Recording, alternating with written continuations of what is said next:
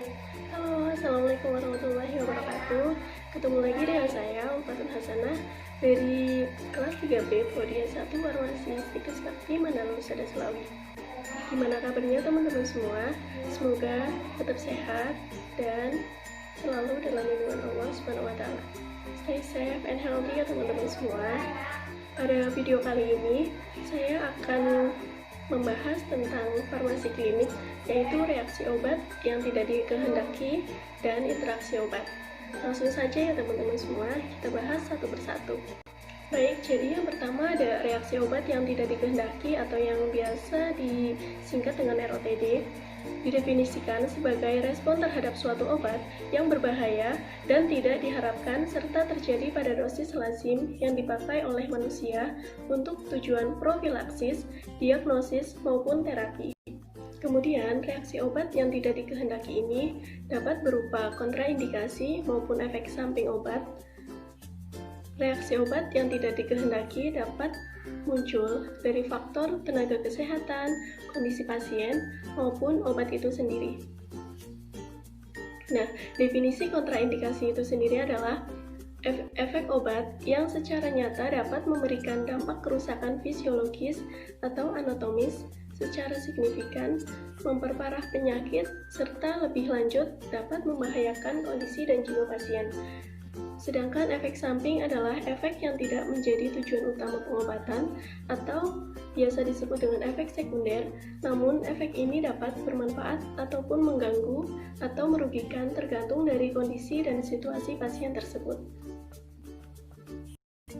Nah, efek samping obat ini pada dasarnya terjadi setelah pemberian obat tersebut yang kejadiannya dapat diramalkan atau belum dapat diramalkan sebelumnya.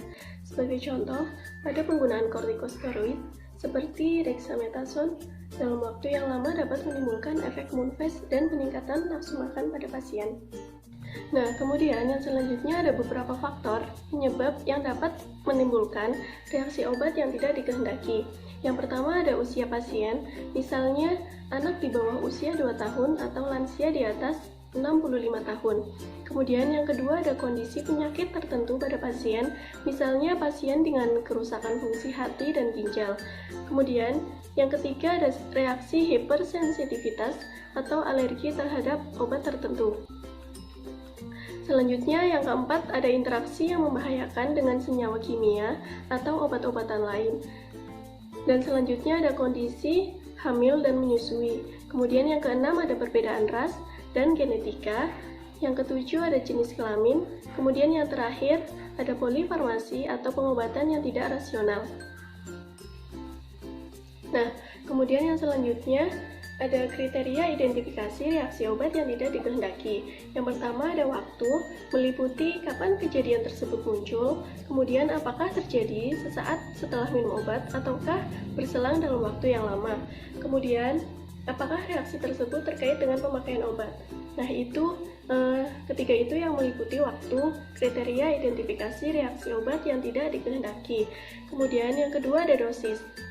Meliputi apakah dosis yang diberikan kepada pasien dengan kondisi tertentu terlalu besar ataukah terlalu kecil atau semacam yang lainnya. Kemudian yang ketiga ada sifat permasalahan, meliputi apakah ciri-ciri reaksi obat yang tidak diinginkan tersebut sama dengan sifat farmakologis obatnya atau tidak. Kemudian yang kedua adakah interaksi obat tersebut. Nah, kemudian yang selanjutnya, yang keempat ada pengalaman, meliputi apakah reaksi yang muncul tersebut mirip dengan reaksi yang pernah dilaporkan, yang sesuai dengan dalam pustaka atau dengan literatur. Kemudian yang terakhir ada penghentian keterulangan, meliputi apa yang terjadi apabila pemakaian obat dihentikan, kemudian bagaimana jika di sesuatu hari kelak obat yang menimbulkan reaksi yang tidak dikehendaki tersebut digunakan kembali. Apakah reaksinya akan muncul kembali atau tidak? Baik, kemudian yang selanjutnya ada pencegahan reaksi obat yang tidak dikehendaki.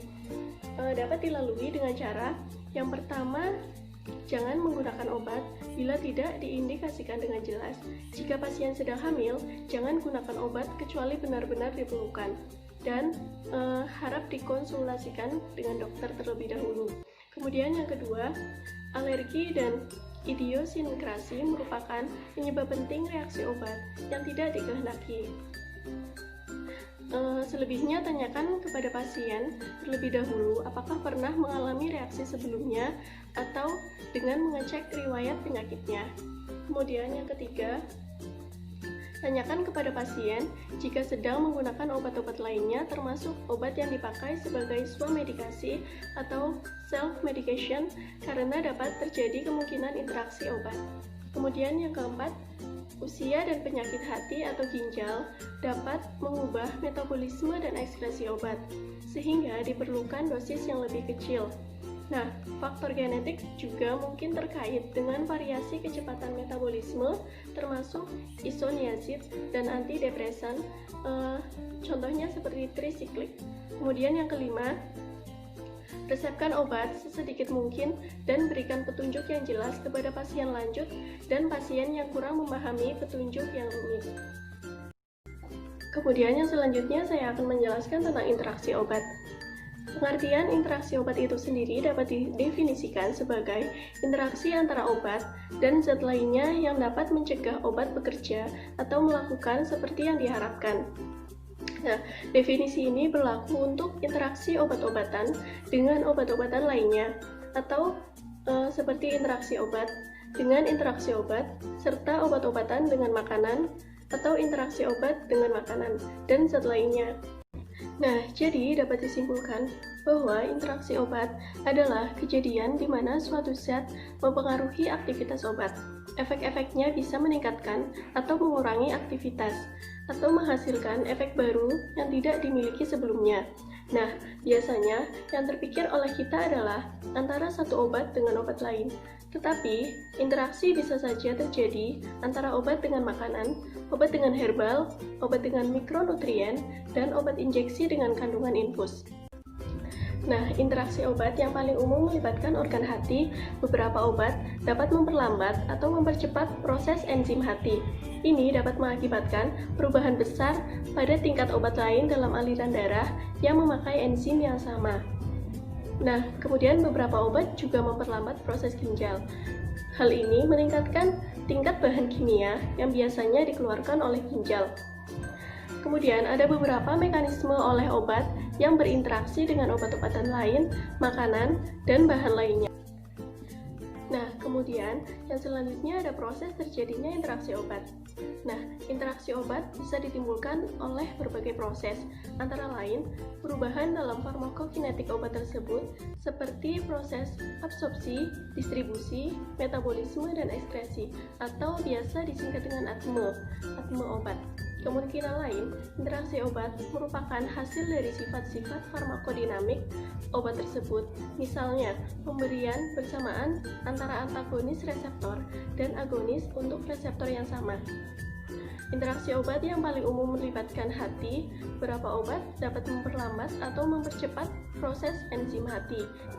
Nah, proses terjadinya interaksi obat ini yang pertama ada proses absorpsi. Biasanya, obat-obat yang digunakan secara oral biasanya diserap dari saluran cerna ke dalam sistem sirkulasi. Nah, pada proses ini ada banyak kemungkinan terjadi interaksi selama obat melewati saluran cerna. Absorpsi obat dapat terjadi melalui transport pasif maupun aktif, di mana sebagian besar obat diabsorpsi secara pasif. Nah, proses ini melibatkan difusi obat dari daerah dengan kadar tinggi ke daerah dengan kadar obat yang lebih rendah. Pada transport aktif, terjadi perpindahan obat melawan gradien konsentrasi. Nah, kemudian yang selanjutnya setelah obat melalui proses absorpsi, masuk ke proses distribusi. Setelah obat diabsorpsi ke dalam sistem sirkulasi, kemudian obat dibawa ke tempat kerja di mana obat akan bereaksi dengan berbagai jaringan tubuh atau reseptor. Nah, selama berada di aliran darah, obat dapat terikat pada berbagai komponen darah, terutama protein albumin. Obat-obat larut lemak mempunyai afinitas yang tinggi pada jaringan adiposa, sehingga obat-obat dapat tersimpan di jaringan adiposa ini. Kemudian yang selanjutnya ada proses metabolisme. Untuk menghasilkan efek sistemik dalam tubuh, obat harus mencapai reseptor. Nah, berarti obat harus dapat melewati membran plasma. Untuk itu, obat harus larut lemak. Metabolisme ini dapat mengubah senyawa aktif yang larut lemak menjadi senyawa larut air yang tidak aktif, yang nantinya akan diekskresikan terutama melalui ginjal berupa urin. Selanjutnya, ada beberapa mekanisme obat yang berinteraksi dengan obat-obat lain, makanan, dan bahan lainnya. Interaksi dapat terjadi apabila ada peningkatan atau penurunan dalam. Yang pertama, ada penyerapan obat yang masuk ke dalam tubuh. Kemudian yang kedua, ada distribusi obat dalam tubuh. Lalu yang ketiga, ada perubahan yang dibuat pada obat oleh tubuh atau metabolisme dan penghapusan obat dari badan. Nah, kemudian yang selanjutnya ada interaksi obat yang menguntungkan dan yang merugikan. Interaksi obat yang merugikan meliputi golongan obat-obat sedatif dan antihistamin. Jika digunakan secara bersamaan, dapat menyebabkan penurunan kesadaran dan memperlambat reaksi pasien karena efek penurunan kesadaran keduanya menjadi efek sinergisme. Itu menurut anonim pada tahun 2005. Contohnya obat-obat sedatif seperti diazepam, klordiazepoksid, dan luminal. Jika digunakan secara bersamaan dengan antihistamin dapat menyebabkan penurunan kesadaran. Kemudian yang selanjutnya ada interaksi yang menguntungkan, yaitu penggunaan bersama sulfamethoxazole dan trimethoprim menjadi cortimoxazole. Kemudian penggunaan bersama antara metoclopramid dan paracetamol akan meningkatkan absorpsi paracetamol. Efek yang dihasilkan yaitu setengah tablet paracetamol dan metoclopramid sama dengan 1 tablet paracetamol tunggal. Nah, jadi interaksi obat tidak selamanya merugikan. Ada juga yang menguntungkan tergantung dengan pengetahuan kita sendiri. Nah, jadi kesimpulannya pada penjelasan kali ini yaitu reaksi obat yang tidak dikehendaki atau ROTD secara bermakna dapat menyebabkan terjadinya morbiditas dan mortalitas yang dipicu oleh obat, dan farmasis punya peran yang penting dalam mengurangi masalah ini. Dengan bekal pengetahuan dan keahlian yang dimilikinya, seorang farmasis yang merupakan tenaga kesehatan yang paling tepat untuk mencegah, mendeteksi, dan menangani ROTD pada pasien mereka. Pemeriksaan resep merespon gejala-gejala seperti pelaporan spontan, reaksi yang diduga sebagai ROTD merupakan aktivitas yang sebaiknya farmasis terlibat. Nah, keterlibatan farmasis dalam aktivitas tersebut akan dapat meningkatkan kualitas layanan kefarmasian serta menurunkan biaya layanan kesehatan. Oke, baiklah.